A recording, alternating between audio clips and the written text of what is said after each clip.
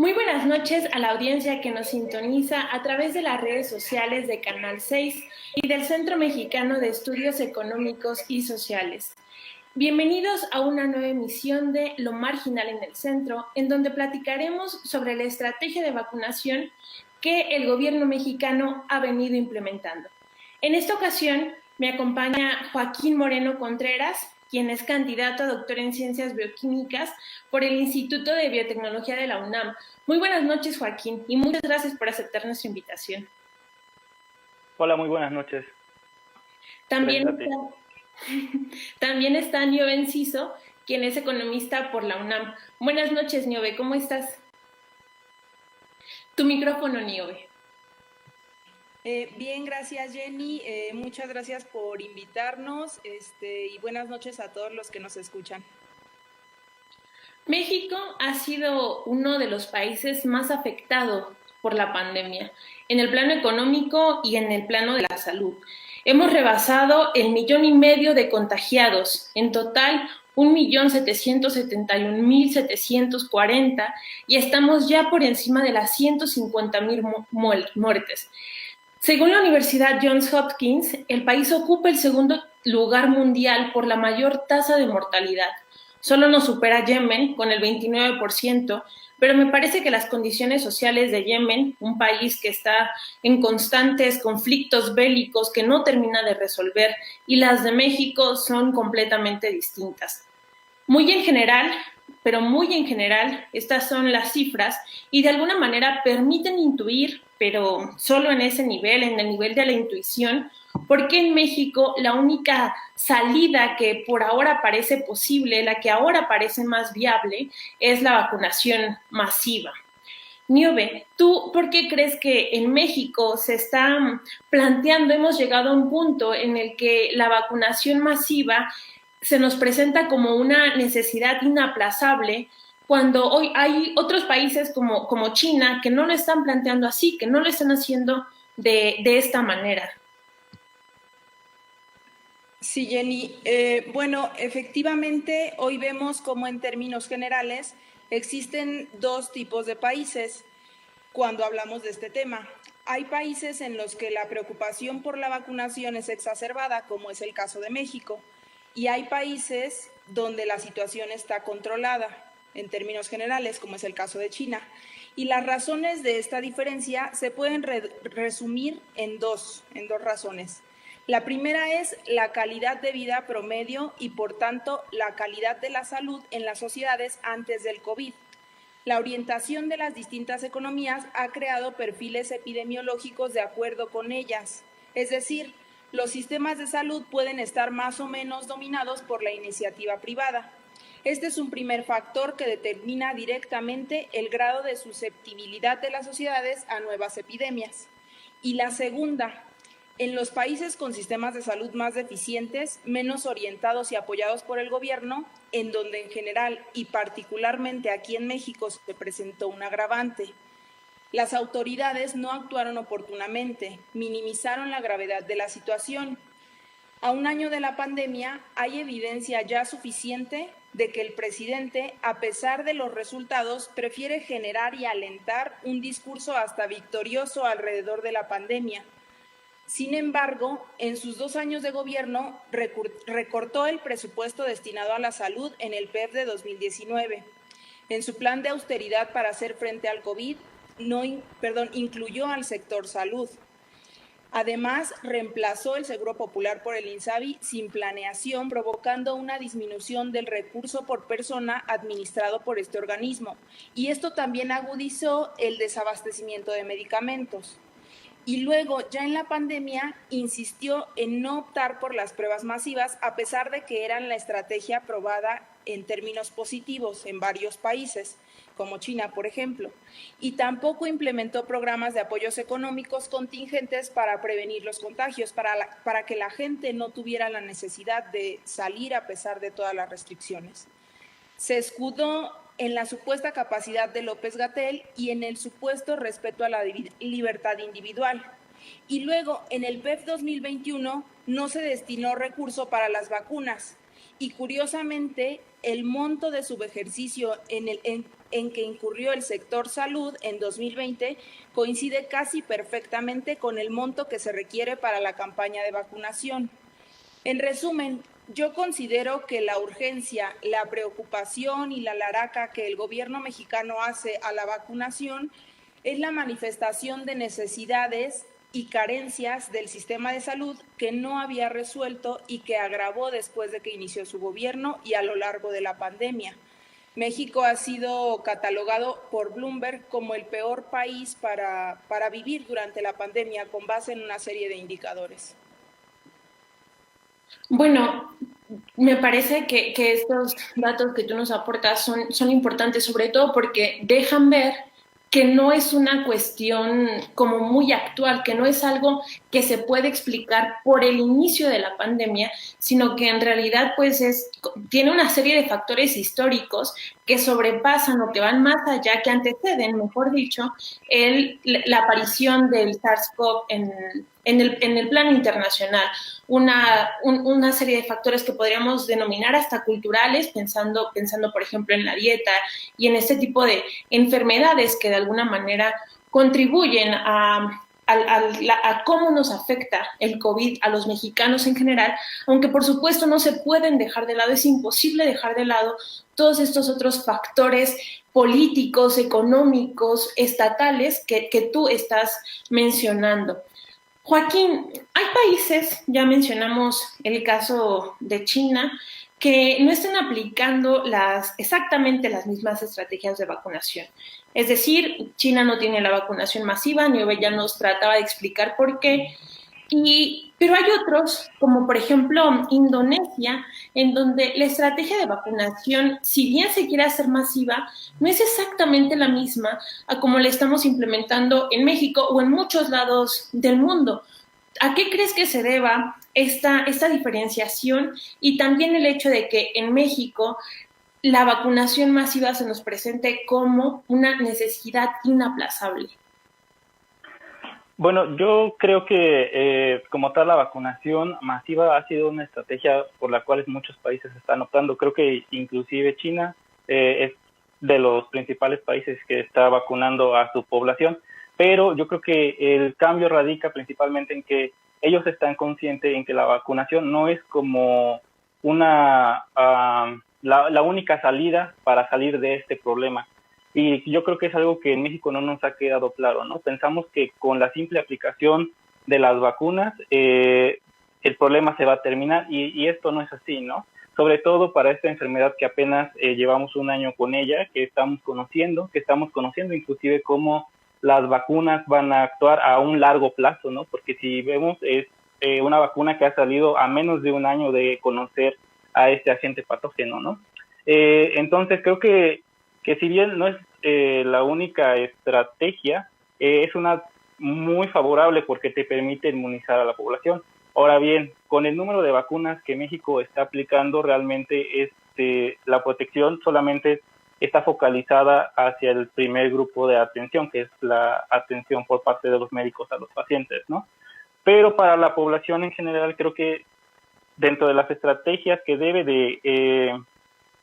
debe de tomar en cuenta es seguir las reglas de distanciamiento, del uso de cubrebocas en espacios públicos, ¿no? Que es algo que, por ejemplo, poblaciones como China o en otros países, ellos es una cuestión, como comentaban, cultural.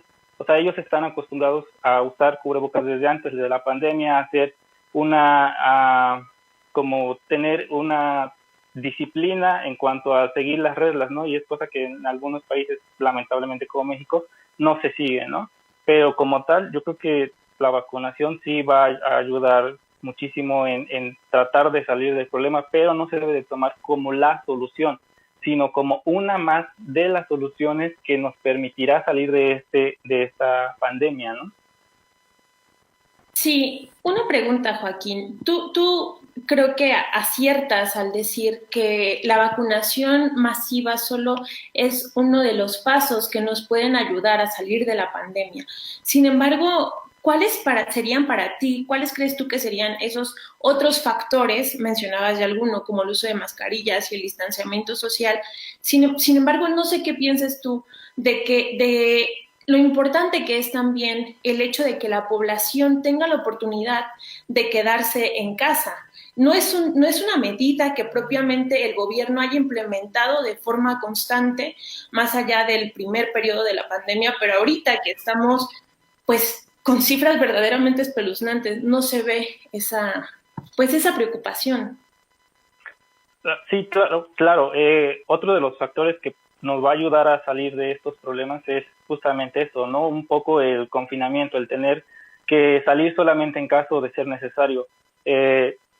Lamentablemente en México el ingreso en las familias muchas veces depende del que las personas puedan salir, ya que nuestra economía no nos da como para estar en casa y poder recibir apoyo del gobierno, como es en otras economías, como Estados Unidos, en China, ¿no? Que es los ejemplos que más se toman. Y otra de las cosas que es muy importante y que quizá se falló un poco en la estrategia inicial es en la aplicación de pruebas. Por ejemplo, hay países que no tienen en estos momentos tanta transmisión local y que quizá no le apuestan tanto a la vacunación, pero que les apuestan mucho a las pruebas y al seguimiento de los contactos de las personas que salieron positivas, ¿no? Hay países como Nueva Zelanda, China, que son Australia, inclusive, en los que se hace un seguimiento puntual de las personas que han tenido contacto con personas positivas y eso ha permitido un mejor manejo de la pandemia. Ahora, aquí en México, lo que estamos viendo, este incremento grandísimo en la cantidad de casos positivos, se debe un poco más a que se han autorizado nuevas pruebas, las pruebas rápidas de antígeno. Entonces, al incrementar la cantidad de pruebas que se aplican, incrementas la cantidad de personas que detectas, cosa que al inicio no se hacía, ¿no? Porque estaba el sistema de detección muy cerrado, ¿no? Solamente te detectaban si presentabas síntomas y si cumplías todo un cuadro clínico complejo que limitó mucho la aplicación de pruebas y que permitió que esta pandemia se saliera de control, ¿no? Pero bueno, en este caso tendría que apostar México, otra de las cosas, por las que tendría que apostar México, además de la vacunación, es la aplicación de muchísimas más pruebas y sobre todo el seguimiento de los contactos, ¿no? O sea, ya detecté un positivo, checar con quién tuvo contacto, a esas personas colocarlas en cuarentena y solamente de esta manera es de la cual se puede reducir la tasa de contagios a nivel poblacional. Sí, Niobe, aquí ahorita con Joaquín, pues estamos comentando cuáles son algunos de las fallas que tiene, de los puntos débiles que tiene la estrategia de vacunación masiva que el gobierno ha querido implementar. Para ti, cuáles serían las fallas? ¿Qué fallas ves tú en este plan de vacunación y también qué fortalezas? Sí, gracias. Mira, los que podríamos llamar pros a primera vista me parece que son fundamentalmente tres. Primero, desde octubre del año pasado se firmaron acuerdos con diversas farmacéuticas para la obtención de las vacunas. Segundo, a principios de diciembre del año pasado se presentó el Plan Nacional de Vacunación contra el COVID. Y tercero, que fuimos el primer país en América Latina y uno de los 10 primeros en el mundo en comenzar con la vacunación. Es decir, con estos tres datos se podría tener la idea de que se ha obtenido el remedio para el problema. Se podría. Sin embargo, los contras que yo alcanzo a dimensionar reducen significativamente el alcance de estas propias medidas, del propio plan. Respecto a los acuerdos con las farmacéuticas, hemos sido testigos de cómo Pfizer, por ejemplo, el principal suministrador de vacunas a México, ha reducido significativamente los envíos de dosis al país. Y aunque el presidente explica que este severo recorte se debe al llamado de la ONU para una distribución más equitativa de la vacuna entre los países, lo que dijo el representante de la OMS choca con esto, no coincide con esto. Él dijo que no es así, que más bien las farmacéuticas, como empresas privadas, como cualquier empresa privada hoy, están vendiendo a quienes pueden pagar. Entonces, o el presidente está equivocado o simplemente pues no está diciendo toda la verdad. Luego, en cuanto al plan, Realmente, si tú observas el plan, son 22 páginas. Me parece que es muy escueto, está trazado en términos demasiado generales. Me parece también que no contiene toda una serie de detalles que siempre acompañan los planes de vacunación, y esto afecta la certeza que podamos tener de él. Por ejemplo, según el calendario, se pretende vacunar en la primera etapa al 15% de la población y después al 85% restante se pretende en poco más de un año. Es decir, se supone que la vacunación va a tener un crecimiento exponencial cada vez mayor. Y esto, por lo menos hasta el momento, no coincide con las expectativas de producción que tienen los diferentes laboratorios. Además, se han anunciado posteriormente otras medidas que parecen hasta cierto punto improvisadas. Este es el caso del anuncio de que en la segunda etapa se iba a vacunar primero a las comunidades más apartadas, luego a las de densidad poblacional media y luego a las zonas metropolitanas. Sin embargo, es evidente y está comprobado que esto es un mal diseño de la vacunación, porque las zonas urbanas más hacinadas deben ser prioritarias. Ahí es donde se están presentando más contagios e incluso más decesos. ¿Y de qué nos sirve haber sido los primeros en iniciar la vacunación si hoy se han administrado apenas una dosis por cada 200 mexicanos? Y si además al mismo tiempo continúan los contagios, los decesos y la saturación de hospitales. Entiendo este punto que mencionaba Joaquín acerca del cambio en el testeo. Sin embargo, pues creo que es evidente, las cifras son muy reveladoras y entonces me parece más que estos 3 pros que yo te comentaba al inicio parecen más eslóganes de campaña porque al final de cuentas no tienen repercusiones efectivas ni reales.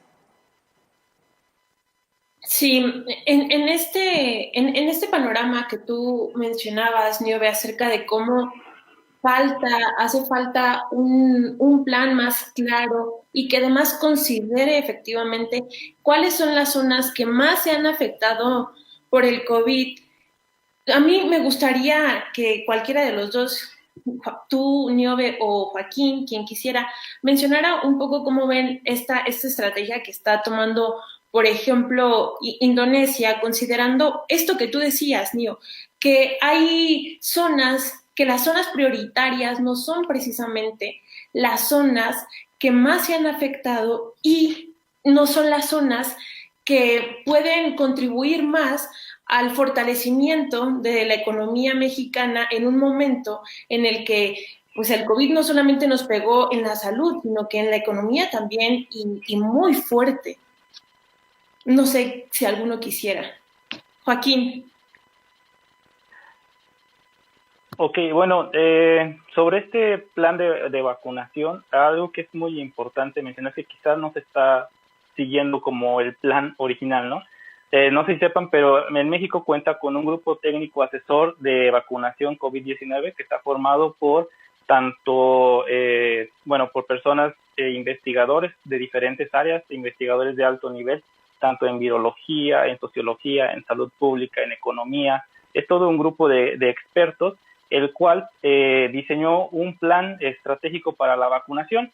Dentro de este plan, que fue publicado en la Revista de Salud Pública de México el 24 de diciembre del año pasado, a finales de año, ellos son muy puntuales en cuanto a cuáles son los pros, las contras de este plan, ¿no?, que ellos proponen.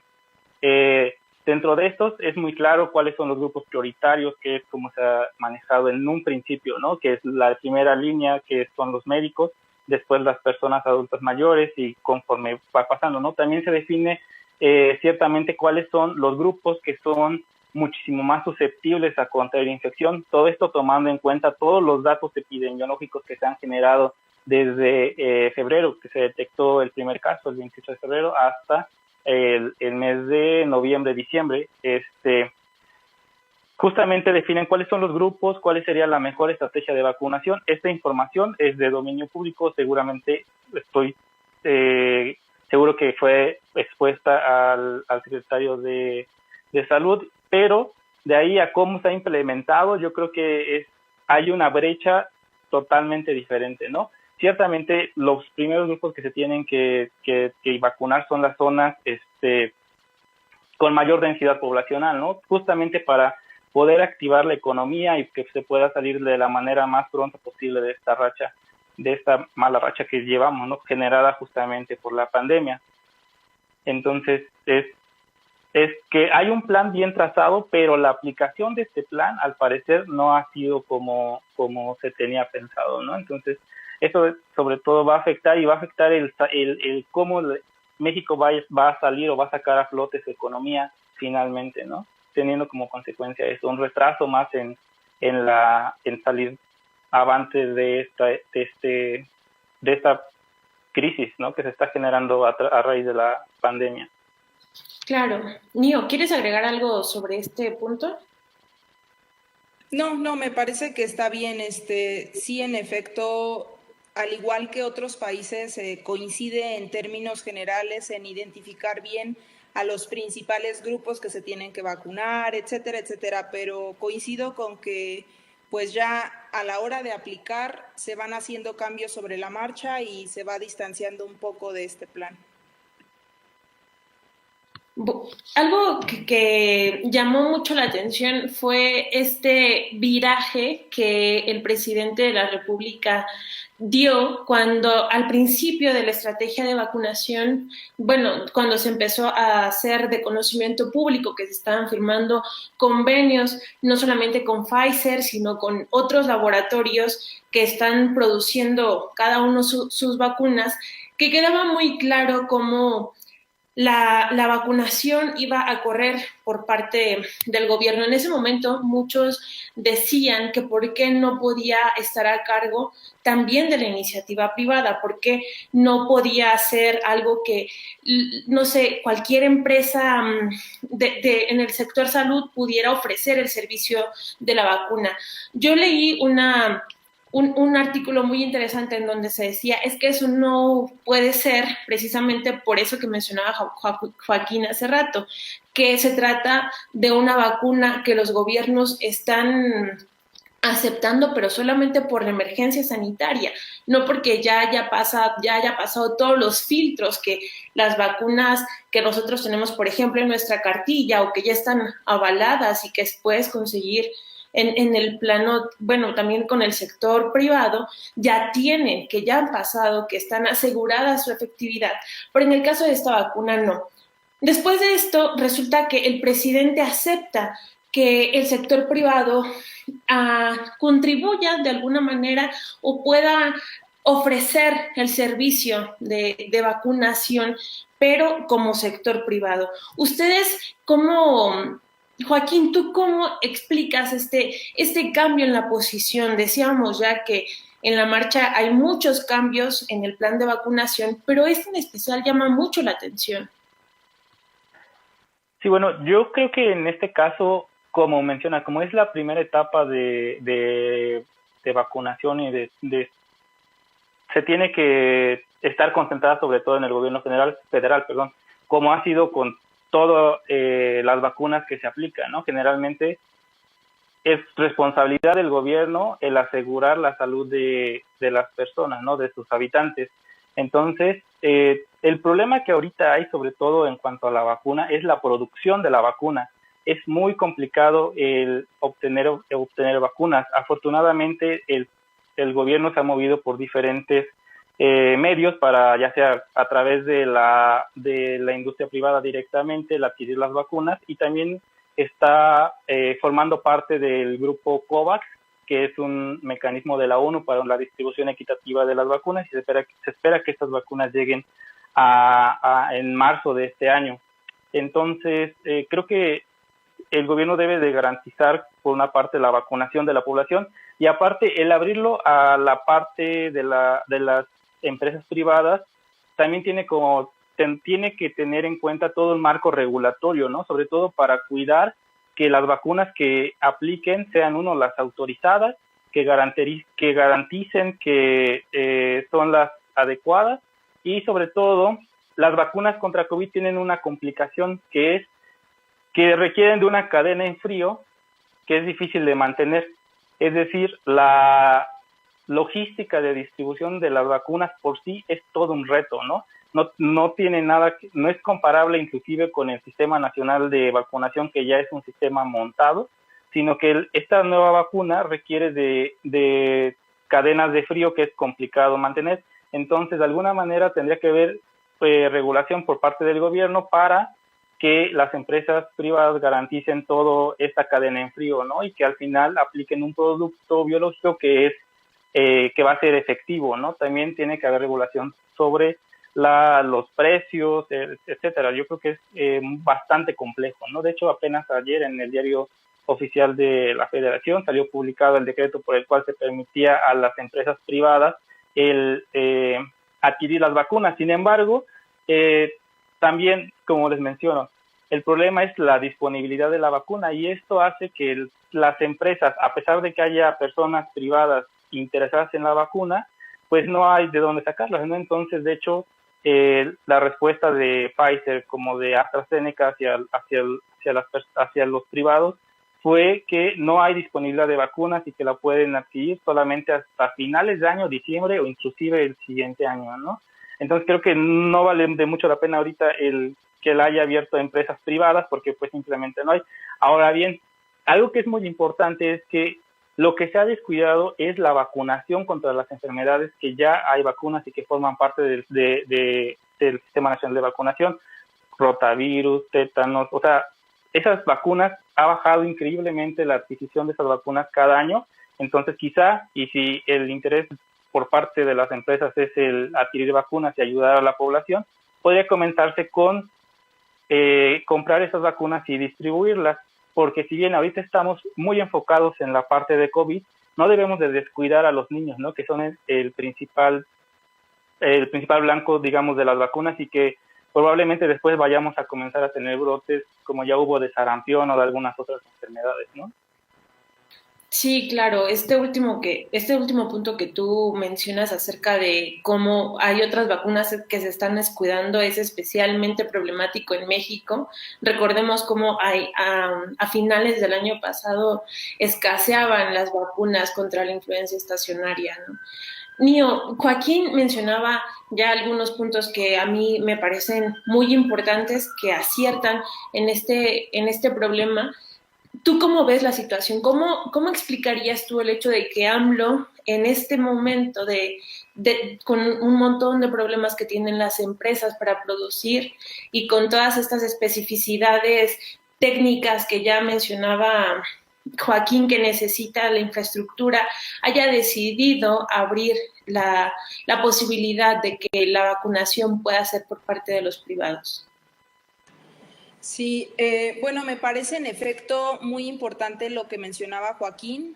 En efecto, en el debate sobre lo público-privado y la vacunación hay dos dimensiones. Una es respecto a esto que él mencionaba, que en efecto es necesario quizá el apoyo para toda esta cadena de distribución, de hacer llegar la vacuna hasta su lugar de aplicación, y ya la otra que es precisamente propiamente de la compra y venta de la vacuna. Y nada más para agregar, o sea, tratando de explicarme esta situación, porque en efecto, como él decía, hasta ahora la vacuna es una mercancía, es un bien privado y solo se está vendiendo a los gobiernos nacionales. Además, ya hay toda una serie de información sobre cómo los países más ricos han acaparado gran parte de la producción de vacunas que existe hasta hoy, y estos países ricos pues tienen un porcentaje muy bajo de población. Nada más tratando de buscarle respuesta a esto que tú nos planteas, que también me llamó mucho la atención, pues yo pensaba que quizá la razón podría ser, podríamos irnos por este lado de que a lo mejor él sabe que en efecto no se puede hacer nada por parte de los privados y de los estados, y quizás simplemente por el reclamo que le hacían los gobernadores, no sé si recuerden, en diciembre, a mediados de diciembre, de que estaba tratando de monopolizar y capitalizar esta acción para el partido Morena. Quizá él, pues en un afán de no verse en este sentido y además de deslindar responsabilidad, no encuentro otra explicación realmente, pues él haya accedido a esta cuestión. O sea, sabiendas de que no se puede hacer absolutamente nada y pues no sé, o sea, hemos visto cómo en las mismas mañaneras se dan algunos datos que no son propiamente ciertos, simplemente cuidando la imagen del gobierno, del presidente. Entonces, es la única explicación que yo le hallaría, o sea, buscando deslindar responsabilidades y pues quitarse este desprestigio que pudiera generar, que se me hace que tampoco tiene mucho caso discutir en este momento, por esto que ya comentaba Joaquín. Sí, bueno, evidentemente esto que mencionaba Niobe y que varios han criticado, ¿no? Cómo se le está dando un uso completamente electorero al plan de vacunación cuando se hace tan exclusivo no, ya no del aparato gubernamental, del aparato estatal, federal, sino ya más bien de un partido, pues la verdad es que sí es preocupante y de alguna manera, pues también da coraje, ¿no? No sé si ustedes quieran agregar algo más antes de que terminemos el programa. Yo sí, Jenny. Sí. A mí me parece que este uso electoral de la vacunación sí debe de repensarse, perdón. Hay elementos que, a mi parecer, apuntan a que sí es el caso, a que sí se está dando un uso electoral de la vacunación. Por ejemplo, además de, como ya mencionaba, pues ha habido constantes mentiras comprobadas acerca de la situación en la pandemia que se dicen en las mañaneras. Algo que quizá pasa desapercibido es el sentido discursivo que las diferentes dependencias de gobierno, me refiero a la Secretaría de Relaciones Exteriores, la Secretaría de Salud y el propio CONACYT, este sentido discursivo que generan alrededor de la vacunación. Me refiero a que cada que cumplen incluso con actividades mínimas de sus deberes ante la pandemia, repiten que lo hicieron por indicación del presidente, por órdenes del presidente. Y esto contribuye al enaltecimiento de Andrés Manuel y de su partido, cuando en realidad, pues más bien deberían de responder institucionalmente. O sea, ellos están en el cargo por algunas razones. Además, un argumento que me parece mucho más claro es acerca de la conformación de las brigadas de vacunación, en donde se van a incluir 2 servidores de la nación y 2 promotores de los programas del actual gobierno, a los que incluso ya se está vacunando antes que a personal médico que está en primera línea. Supuestamente no hay cifras todavía de cuántos de estos servidores ya han sido vacunados. Sin embargo, como se sabe, ellos han sido la estructura política y electoral de Morena. Y como van a ir uniformados, como siempre, del color del partido, pues resultará sencillísimo capitalizar esta actividad. Esta es otra de las medidas no incluidas en el plan, por lo que podemos suponer que la falta de claridad en el plan no es casual. A mí eso me parece muy importante. Y en este mismo sentido, pues se podría interpretar incluso la poca importancia que el presidente le dio al retraso en la entrega de las vacunas. Es cierto que, no sé, las campañas empiezan en mayo, me parece, y pues quizá la capitalización podría ser mejor. No sé, tenemos que pensar más esta situación, pero a mí me parece que así está. Y finalmente, el censo en el que se basará la vacunación, al menos hasta ahora, es el censo del bienestar, que fue el censo que recogieron los servidores, es decir, está sesgado porque en su registro aparecen mayormente los votantes que en 2018 apoyaron a Morena. Y esto viola claramente el supuesto que el presidente dijo que habría de universalidad sobre el acceso a la vacuna. Entonces, me parece que hay elementos y pues que hay que hacer el reclamo en los niveles en que sea posible porque es necesario. Sí. Joaquín, no sé si tú quieras agregar algo sobre esto mismo. Si no, hay una pregunta de parte de de nuestro público en las redes sociales que piden que si por favor puedes explicar sobre la vacuna rusa, por qué genera tanta polémica, por qué parece que de todas las vacunas que están en el mercado es la que más desconfianza genera?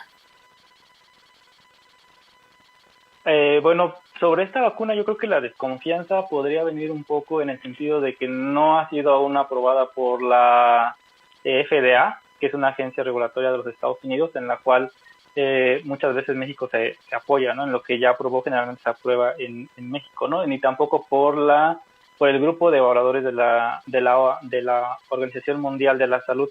Y inclusive la misma COFEPRIS no tiene la autorización, ¿no? de la vacuna para México. A mí me causa un poco de extrañeza, de hecho, el que ya se vaya a hacer un pedido de vacunas sin que sea una vacuna que tiene autorización por el organismo regulatorio en México, ¿no? Entonces creo que las dudas vienen más un poco en ese sentido y me parece que en un inicio para poder evaluar a una vacuna tienes que mostrar los datos, publicar tus resultados en una revista a que sea arbitrada y sea revisada por pares, es decir, por otro grupo de científicos y aunque al parecer ya lo realizó, pero ha tenido como demoras en cuanto a la publicación de los resultados de las diferentes fases que comprenden el desarrollo de una vacuna, ¿no? Entonces, creo que ese es la principal duda de esta vacuna. A pesar de que al parecer tiene algunas ventajas con respecto a la de Pfizer BioNTech, que es como que esta vacuna es de más fácil distribución, ¿no? Pero pues bueno, yo creo que tiene que ser una vacuna que sea avalada tanto por la FDA como por la ONU, como por la Organización Mundial de la Salud, para que pueda ser aplicada como con una mayor seguridad, ¿no? Y estar seguro sobre todo del nivel de protección que va a dar. Y ahora bien, sí sería lamentable que se hiciera un uso electoral de la vacuna. Como mencionaban, creo que se tiene que privilegiar la salud sobre lo electoral. El tener 5 personas me parece dentro de la brigada de vacunación que solamente van a observar es algo bastante grave, ¿no? Sobre todo cuando se está aplicando una vacuna que se ha visto que en algunas personas pueden presentar una reacción alérgica, ¿no? Ya sea desde leve hasta moderada. Entonces creo que estas brigadas de vacunación en todo caso tendrían que estar conformadas por más médicos o por personal médico, ¿no? Que esté acompañando a las personas que la aplican, esperando en que puedan atender algunos padecimientos o reacciones leves, ¿no? Como en algunos países en los cuales al lado digamos que hay una ambulancia detrás de los que van vacunando o en los centros de vacunación que está dispuesta, ¿no? Y que está disponible para cualquier reacción. Entonces, sería como dentro de los contras un poco de esta estrategia de vacunación, es eso, ¿no? O sea, que se tiene que privilegiar la salud del ciudadano sobre la actuación electoral. Claro. Bueno, pues agradezco mucho su participación, Niobe, Joaquín. Fue un gusto que nos acompañaran en esta ocasión en Lo Marginal en el Centro. Esperamos en un futuro contar con su presencia platicando sobre estos temas que pues ahorita el COVID no se ve cuándo vaya a terminar, o sobre otros que seguramente ustedes también manejarán muy bien. Buenas noches a ustedes y a nuestro auditorio. Nos vemos la siguiente semana en Lo Marginal en el Centro.